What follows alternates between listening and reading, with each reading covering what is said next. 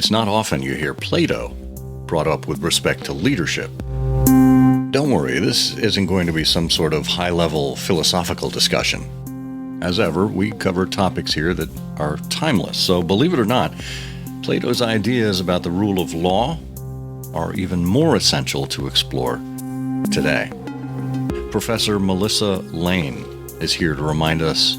Philosophy really, for the Greeks, it is about dialogue. And it not only begins in dialogue, but actually in Plato's Republic, the height of philosophical understanding and wisdom is actually dialectic, which is practiced as dialogue. It's the exchanging of reasons, the testing of reasons, the giving and taking of reasons, and of the giving and taking of an account, which is actually what philosophy, even at its kind of most esoteric and high-reaching, that's what it is.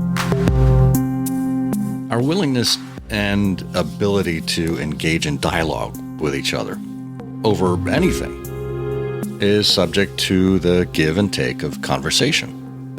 And when we require accountability from our leaders, we expect that tradition of questions and answers is a tradition that'll still be upheld today, just as it was in Plato's time. When he talks about the kind of virtue and wisdom that people need to lead, it's as much about having the ethical virtues, which will mean that you're not greedy, you're not interested in using power for your own advantage.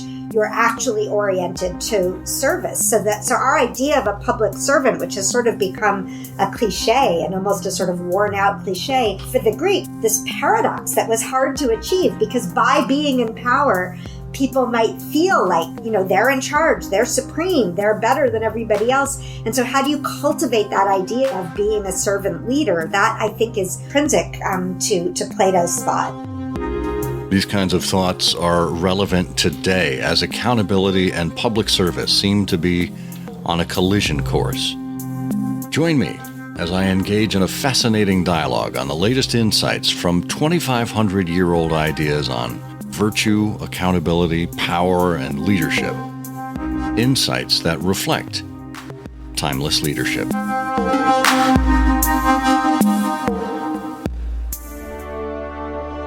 This is Timeless Leadership, where we explore the values and principles that drive extraordinary leaders.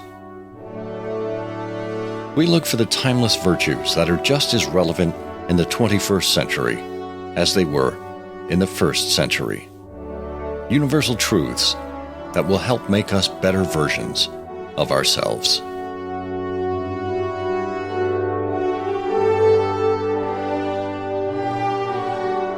Hi, I'm Scott Monty. Welcome to Timeless Leadership.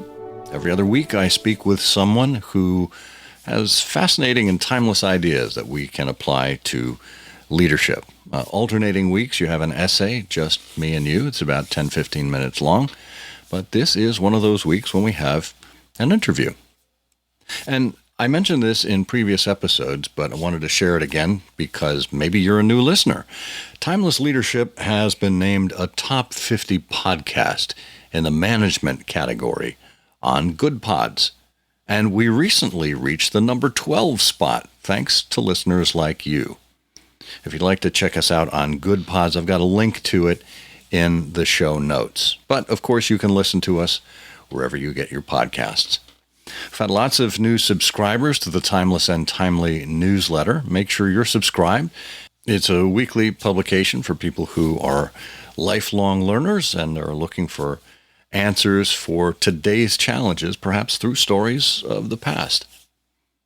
And if you're subscribed and you refer other people, you can actually get access to our paid tier of membership. Now, our paid memberships, who are members of what we call the Ampersand Guild, are people who pay for access to the newsletter and bonus episodes of the podcast. They also get full access to the archives, the ability to comment, and I do monthly Q&A sessions on leadership and business. And even if you only tell one other person about Timeless and Timely, it makes it possible for even more people to learn and grow on their leadership journey.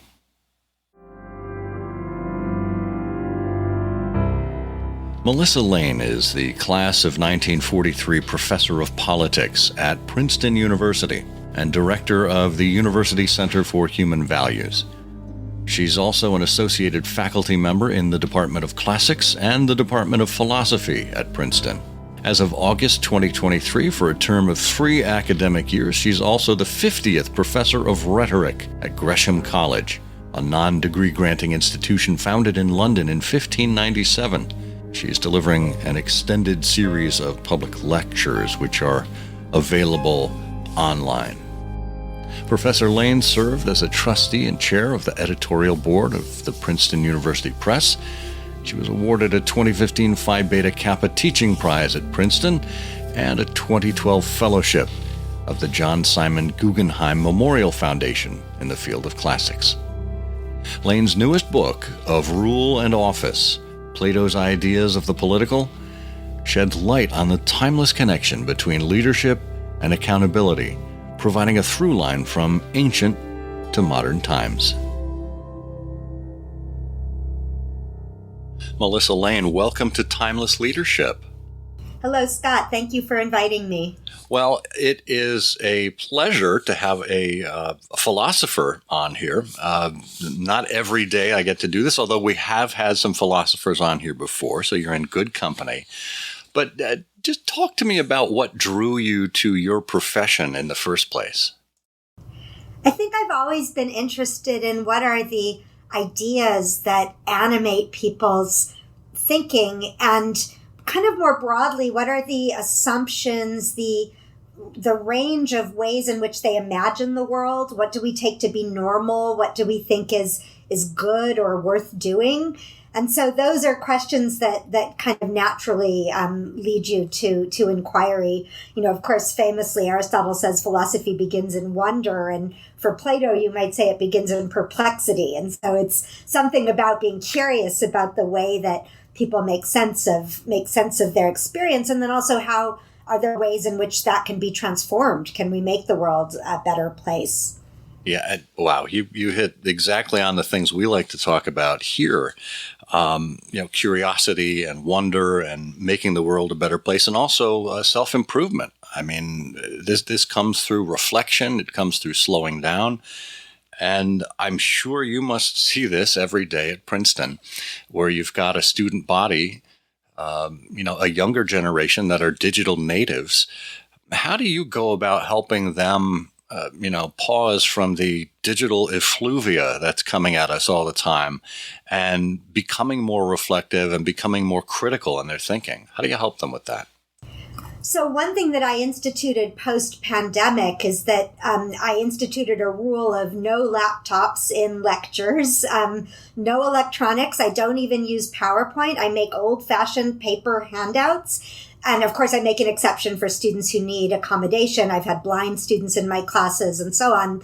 But apart from that, and I encourage conversation during at least part of every lecture. And I find that students are actually hungry for that. You know, that's what they were missing. This generation of students were in high school during the pandemic. They lost out on that opportunity for that kind of conversation, focus.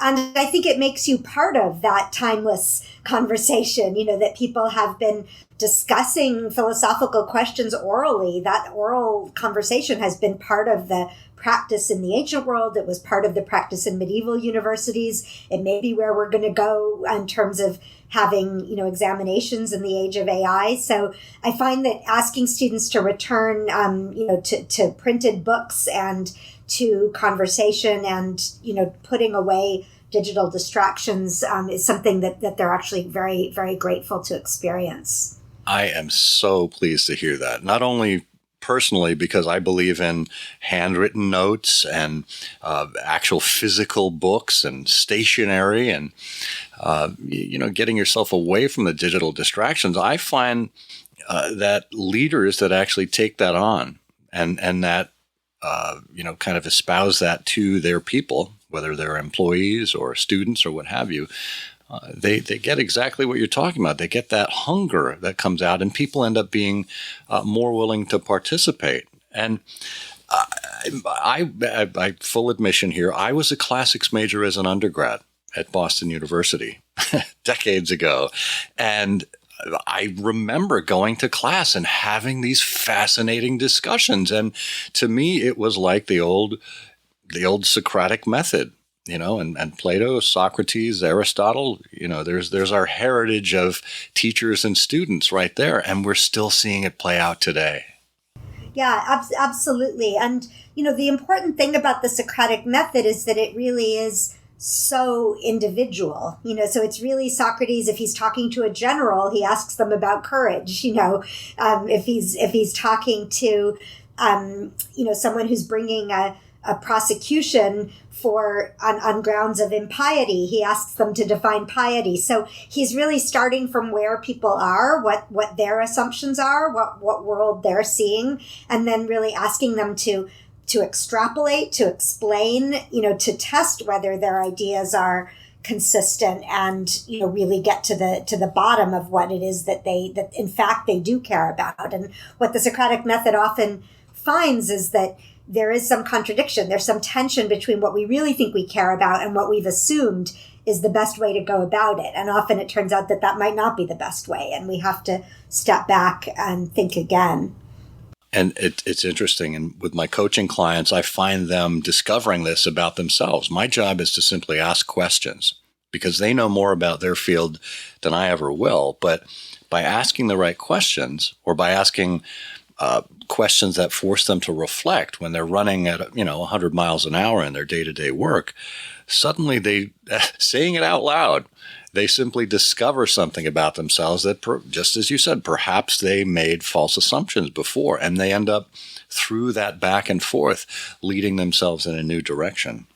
Yeah, I do think it's so interesting that philosophy really for the Greeks it is about dialogue. And it not only begins in dialogue, but actually in Plato's Republic, the height of philosophical understanding and wisdom is actually dialectic, which is practiced as dialogue. It's the exchanging of reasons, the testing of reasons, the giving and taking of reasons, and of the giving and taking of an account, which is actually what philosophy, even at its kind of most esoteric and, kind of high reaching, that's what it is at bottom. And for me, actually, in my work on Plato, in my recent book of Rule and Office, I argue that that's what links the philosophy and the politics. It's the kind of everyday prosaic example of giving an account in the sense of accountability, for money that you've been responsible for as a political office holder.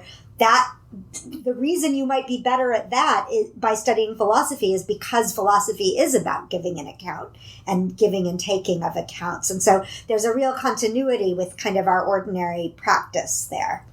That fascinates me because, more and more of the business world is moving to embrace and almost worship artificial intelligence.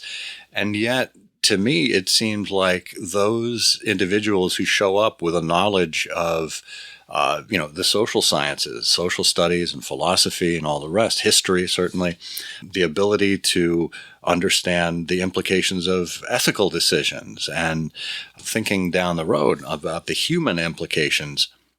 These are the people, I think, who will be more well-versed and prepared for what the world has to offer. And Plato offers that in spades. So I'm interested from your perspective. Plato has obviously been around for thousands and thousands of years, has been studied to death, and there still seem to be ways to extract new angles, new perspectives, new inspirations. So talk a little bit about how you came to think about of Rule and Office and how it applies to what we're going through in today's world.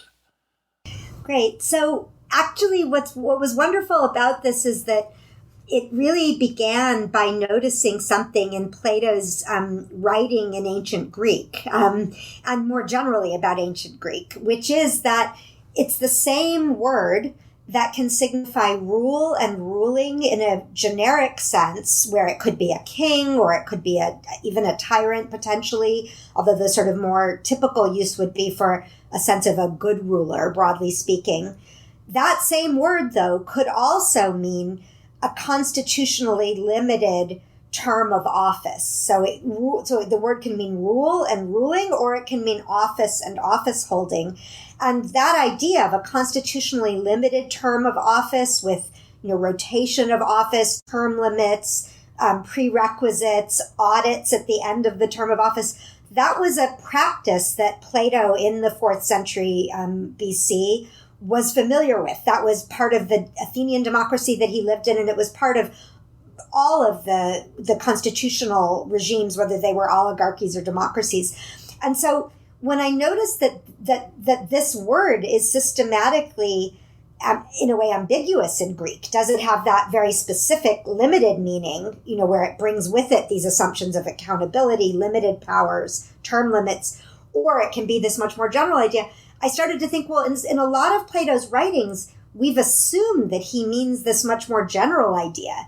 But actually, I think that, and one can even show that there are certain expressions in the Greek that make this more likely, that he often is really reflecting on what is the value of constitutionally limited terms of office. What underlying values are we trying to get at when we seek to hold office holders to account? And then what he's asking is, are there better ways of doing that? Are there more robust ways? What sorts of virtues, education, additional legal constraints would you need in order to make that kind of practice more robust? So what's I think distinctive about my reading is that whereas people have often assumed that, especially in Plato's Republic, he's only interested in a kind of absolute untrammeled form of rule. Once you pay attention to his use of the Greek in this way that I do and see how it ramifies in his writing, you see that he's actually just as interested in constitutionally limited forms of office, and he's interested in thinking about the relationship between rule and office in that way. Yeah, and to me, it's fascinating because I'm kind of a word nerd anyway. So to hear that this entire argument is based in, the language and vocabulary and usage is fascinating to me. And probably a little too nerdy for most people to appreciate, but I know you can. And it brings me to this thought too. I took a course back in my old college days with a professor named Meyer Reinhold. And he wrote a book called Classica Americana. And the concept of the course in the book was how the founding fathers were inspired by models of civic government in ancient Greece and Rome. And I have to imagine that as they were putting together our founding documents, they read the original in Greek, just as you have, and they probably parsed over some of this as well. Because this idea of taking care and putting accountability into place really makes its appearance in the Constitution. You want to talk about that a little bit? Yeah, so absolutely, and I think that insight is very important.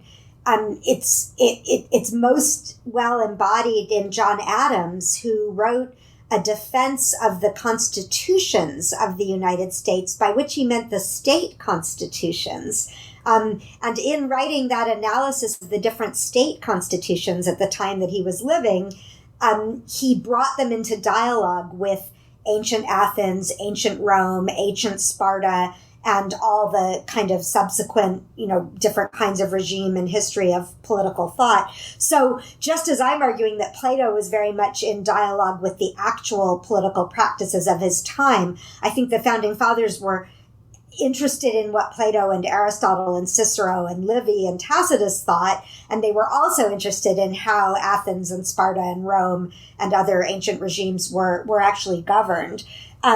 So there's a lot to say about that relationship, but as you noted, I especially think that what's very interesting is these two ideas. So on the one hand, accountability, and how do you genuinely secure that in a way that will be robust against only doing it retrospectively, and sort of therefore people might slip through the cracks. And then this idea of, and so you might do it through legal structures and institutions. And part of what I argue is, again, contrary to the way that we tend to read Plato's Republic, rather than wanting untrammeled rule, he actually says explicitly that the best regime would pass laws that would severely constrain the capacity of rulers and office holders to accumulate wealth, for example. So there's a very specific sort of interesting point there that we could talk about in relation to the Supreme Court, for example.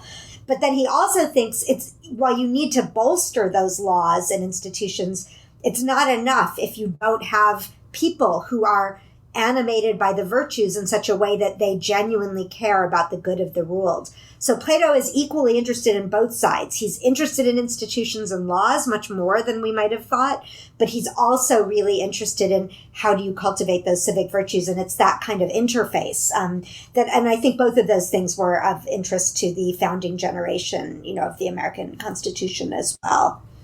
Yeah, and they certainly seem to be of interest right now. We are dealing with a profound lack of accountability, I think, and our legal structures, our institutions are being pushed to their limits. And one thing, I don't know if the founding fathers considered this, certainly no Plato did, was the virtue of individuals, of being willing to stand up for what is right and to hold people to account rather than caving and letting them go. What do you think Plato would make of our current situation?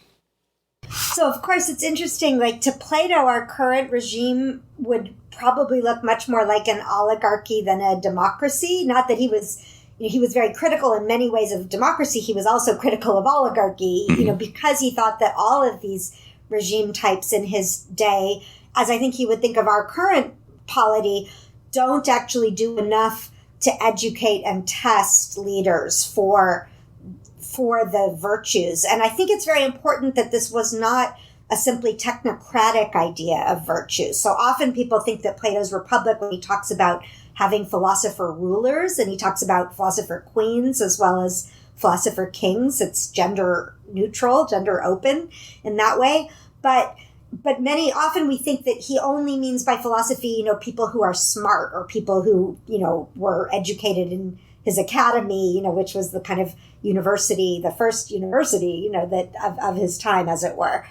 But actually, when he talks about the kind of virtue and wisdom that people need to lead, it's as much about having the ethical virtues, which will mean that you're not greedy, you're not interested in using power for your own advantage. You're actually oriented to service. So our idea of a public servant, which has sort of become a cliche and almost a sort of worn out cliche for the Greeks, and not just for Plato, that was a very real idea. And they kind of saw it as this paradox that was hard to achieve, because by being in power, people might feel like, they're in charge, they're supreme, they're better than everybody else. And so how do you cultivate that idea of being a servant leader? That, I think, is really an idea which is intrinsic to Plato's thought.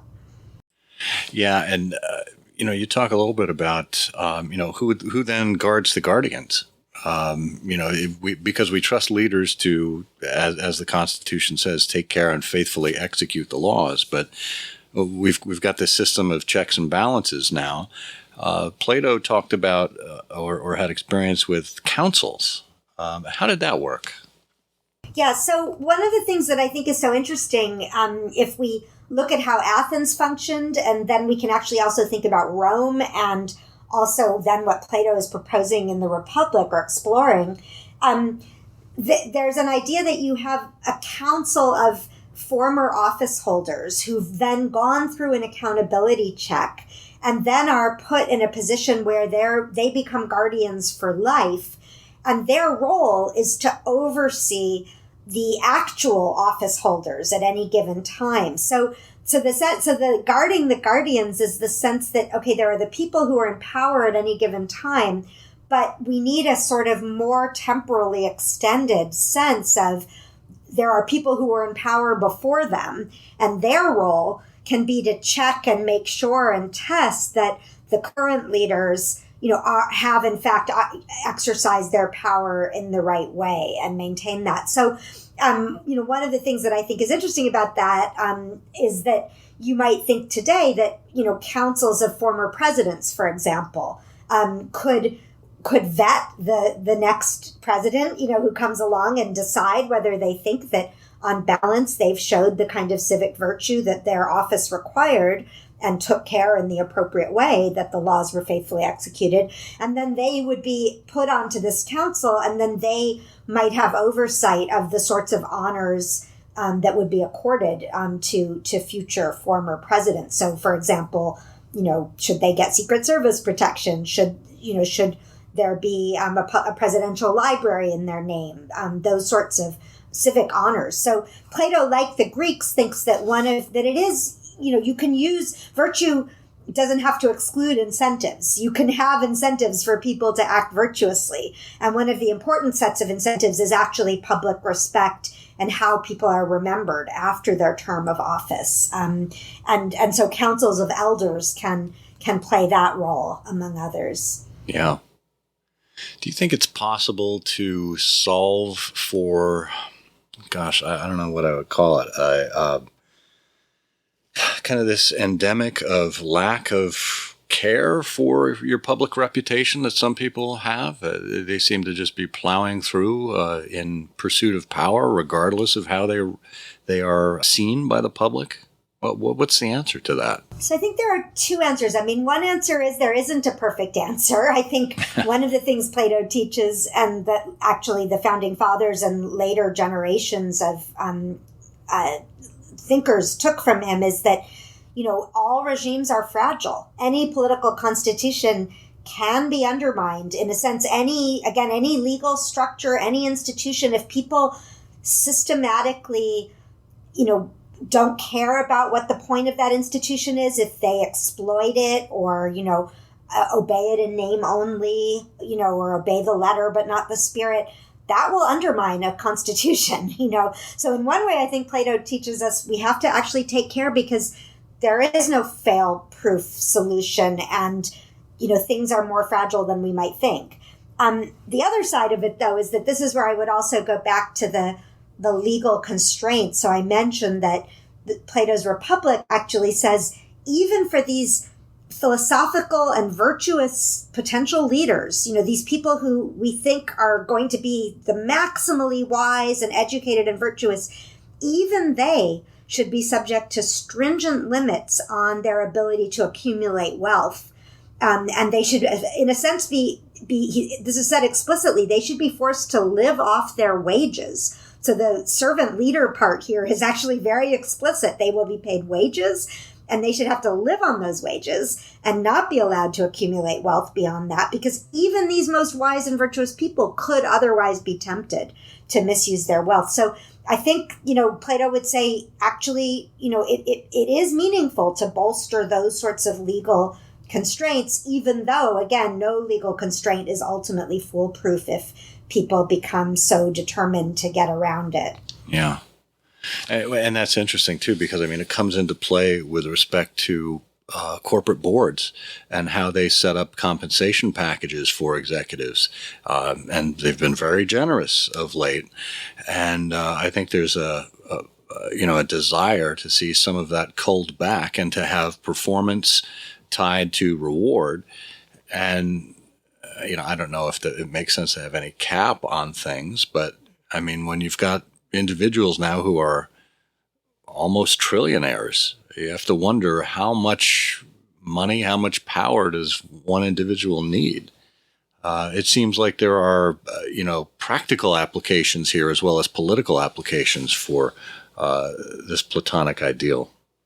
Yeah. And, one of the sort of most challenging, I think that's a really interesting way to extend the application of it. And I was going to say one of the most challenging things in Plato's idea in the Republic is that it's explicitly argued that the people who should have power are the people, political power, but you could think other kinds of power as well, are the people who don't want that power kind of in the first instance. So they have to be willing to accept it, but they accept it because in some sense they have a sense of higher priorities and they're willing to do this for the public good. There are different arguments about why exactly will they be willing to do it. But the key idea that I want to emphasize here is this idea that they have to be willing to rule even though they don't fundamentally want to rule. They could live a good life and maybe even in some ways a better life if they didn't, but they're willing to do it because it's for the good of others.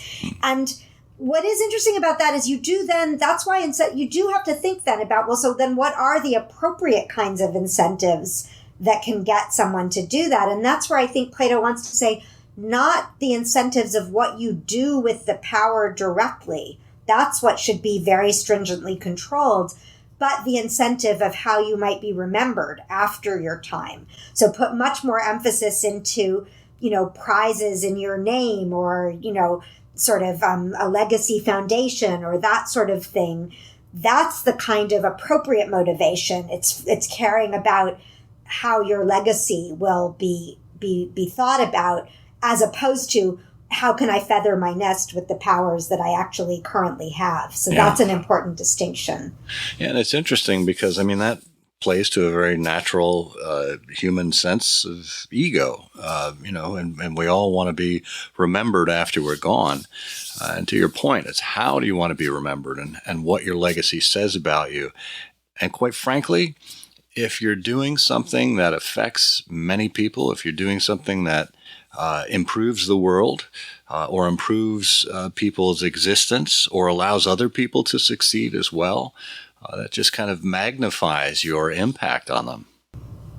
Yeah, exactly. And so, this idea that you take up, I think it's one of the concepts that I've brought to Plato, and this is a contemporary concept, but I found it really necessary to explicate Plato's Greek in a way, or helpful anyway, is the concept of a role. And so the idea is that being a ruler or being a CEO or being a political office holder is a role. And as a role, it has an appropriate orientation, which is caring for the good of those whom you're serving, in the case of political rulers, whom you're ruling.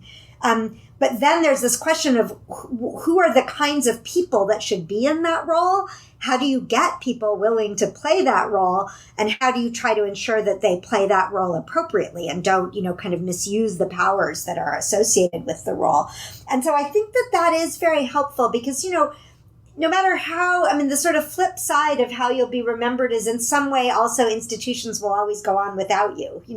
Whatever institution you've been part of, whatever you've served, it will go on after you. And so in some way you have to have both those things. Like you want to be appropriately remembered and honored for having done the right thing, but also you have to find sources of satisfaction for yourself that aren't contingent on how others view you, because otherwise, again, you might be tempted to use your power to kind of distort that, to, buy friends or, kind of in other ways, again, serve your own ends. And so that balance between kind of ego having sort of healthy values and healthy self-esteem that doesn't wholly depend on the practice of the role, paradoxically makes you a better occupant of that role because you're in it then for the right reasons. Yeah.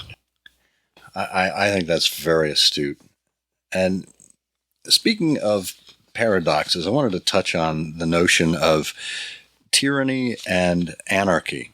It would seem, at least to the casual viewer, that tyranny would come with a lot of order behind it. Usually when we're thinking about a strong man, a dictator, a tyrant, somebody who is, kind of ordering things around and, making everything run a certain way. And yet, you present to us that tyranny is simply, or not simply, but is a form of anarchy. Can you kind of help square the two of these and how that thinking goes? Yeah, absolutely. And it's a great question to follow what we were just discussing, because I think this is exactly where the direction that Plato's thought goes. So he thinks, suppose you're this person who's a tyrant, who for the Greeks, as for us, in this context is someone who, apparently has total power, right? Has, overrides the laws or makes the laws only to serve their own good, is untrammeled, unchecked. So as you say, that seems like the person who has kind of maximal power. And many of Plato's contemporaries, and this is depicted in the Republic, would have thought the way to be happy is to have that kind of maximal power. So, we might think today to be a CEO who's unchecked by a board, so you can just do whatever you want, or to be a kind of unchecked. And because, then you can use your powers to serve all your own interests and appetites. So wouldn't that be the path to happiness? And what Plato argues in the Republic, this is the central argument of the Republic, is that actually the tyrant is the most unhappy person because in having these unchecked powers, they're not accountable to anyone, but therefore no one can trust them. So they can't enjoy ordinary interactions with other people. So if you think about a tyrant who has bodyguards, there's always the danger that they'll be assassinated by their bodyguards because they can't trust the bodyguards. The bodyguards know the tyrant only has their own interests at heart and no one else's interests, and may even run roughshod over all the other people and, have them put to death if it serves them. And so the result of all of that is the tyrant can't be happy, but also there's no true order in that society, right? Because there's no law. There's no rule of law because the tyrant can always undermine it and override it. And so that's what makes it ultimately anarchy. The tyrant is not, in a way, occupying a role. They don't see themselves as bounded by the obligations of an office. So anarchia in Greek means literally the absence of an office or the absence of a ruler, the absence of an office or an office holder or of a ruler. And so in this sense, the tyrant only seems to be in an office or to be a sort of true ruler, but really there's no structure, there's no order, there's no rule of law, as we would say. And so that's why tyranny ultimately collapses into anarchy. And then all the things that we would see as wrong with anarchy are also wrong with tyranny. It's not the kind of condition in which, human life can really thrive or be fulfilled. Yeah, that's fascinating. And, when you think about it from the perspective of, a tyrant simply does whatever his whims are. That really leaves us vulnerable to, whatever the prevailing wind of the day happens to be. So, yeah, exactly. So, and that's right. That's exactly it. It's the tyrant does whatever their whims are, and it leaves their subjects vulnerable, but it also leaves the tyrant in a way hamstrung because they're instrumentalizing everyone else as merely sort of means to this satisfaction of their own whims. Therefore, they can't trust anyone. Therefore, they can't have any true friends. And actually, to me, one of the most poignant moments in Plato's Republic, Book 9 of the Republic, is when Plato's character Socrates says, the tyrant cannot have friends. They cannot enjoy friendship or freedom. So they see, and friendship then, the ability to trust and be trusted, to genuinely interact with other people as peers, that's what the tyrant's own actions makes impossible for them. And that's why ultimately their life is miserable. And I think this is when rulers or any people in any position of authority kind of think of their authority as something only that they instrumentalize for their own purposes. Ultimately, they undermine their own ability to live flourishing lives. Yeah. Well, as we close out here, I'd like to turn to maybe some practical advice that you could give our listeners, people who are in leadership positions, how they're considering how they approach servant leadership. What are some things that you can recommend to them? Maybe some further reading. I don't know if we want to give them the full-on Plato treatment, but where do you think they can get started in applying some of these lessons? So I think that really considering what are the ways, so for Plato, the fundamental way to get the right people into these kinds of roles of authority, of power, is through education. And so they might want to think about both. What is their own education? Are there ways that they can deepen their own education to be more adequate to the demands of their role? And also, how can they then institute an education within their organization or institution or community that can then bring people up, in the next generation, the next cohort, who will be better educated in order to take on these roles? So that idea of civic education, but also education within organizations. How do you cultivate a healthy culture? How do you test that the people to whom you're thinking about entrusting power, have used it appropriately in the past, demonstrate that kind of care. I think thinking about those kinds of questions, is a very good place to start. Huge fan of education and lifelong learning here, so I'm really glad to hear that. Well, the book is Of Rule and Office, Plato's Ideas of the Political by Professor Melissa Lane. Melissa, I want to thank you for sharing these wonderful and timeless ideas with us here on Timeless Leadership. Thank you, Scott. It's been a pleasure to have this conversation. As I like to remind people, leaders are curious and lifelong learners. So the idea of education should be natural for all of us. No matter what your leadership position or ambitions are, you should be concerned with your duty of office and the care that you take for those in your charge. How you learn about yourself and how you learn about them will reflect how you act. I'll be back next week with another episode to help you on your leadership journey. I hope you'll join me. Until then, remember that when you help others to dream more, learn more, do more, and become more, you are a leader. I'm Scott Monty. There's so much to learn.